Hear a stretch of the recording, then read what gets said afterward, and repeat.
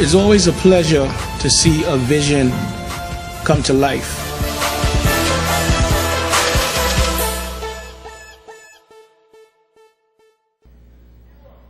This is the Bahamas Tonight, the Northern Edition. Good evening, I'm Megan Shepard. It's great to have you with us.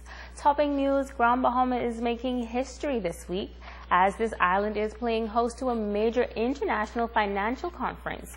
Tonight, Sabrina Brown talks with the coordinator about the significance of this event. The Caribbean Action Task Force is holding its plenary meeting in Grand Bahama. The objective of the CFATF is to safeguard the integrity of the financial services industry. The organization comprises some 29 countries from throughout the region. This is the first time Grand Bahama is hosting the meeting, and some 200 delegates began arriving on island over the weekend for 5 days of intense working sessions at the Grand Lucayan Resort. National Anti-Money Laundering Coordinator for the Bahamas, Stephen Thompson. All countries, all members of the Caribbean Financial Action Task Force have a responsibility to ensure that they have anti-money laundering programs in place which are consistent with the 40 recommendations of the Financial Action Task Force. Those recommendations are geared towards combating money laundering and combating the financing of terrorism. They also, its mandate also includes proliferation of weapons of mass destruction, corruption, and we have quite a bit to look at in terms of financial inclusion.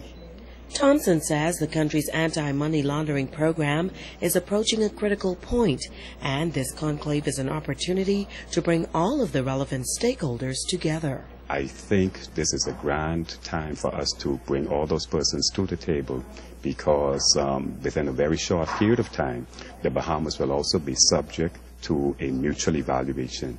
That means that it's a peer review process where the Bahamas will be subject to a review of its anti-money laundering program from a national perspective. So it only makes sense to bring all the relevant persons to the table. The Bahamas has served as deputy chair of the CFATF since November of 2012. At the end of the conference on Thursday, the Bahamas will assume the chairmanship of the organization. That is a very great opportunity for the Bahamas, but not only an opportunity, a heavy responsibility. That means that the Bahamas will set the tone for the regional anti-money laundering initiative. As chair of the organization and under the direction of the Honorable Attorney General, Alison Maynard Gibson, the Bahamas will be determining the strategic direction of this organization. The opening ceremony is set for Wednesday morning at 8:30. The country's Deputy Prime Minister and the President of the Financial Action Task Force are expected to address the gathering. Sabrina Brown, ZNS Network News. The Pelican Bay Resort was the venue for a special reception for the financial delegates. The Minister of National Security, the Honorable Bernard Nottage, addressed the delegates, noting that the second strongest pillar of the economy is the financial services sector. The minister explains why the Bahamas has experienced some challenges over the years from other organizations.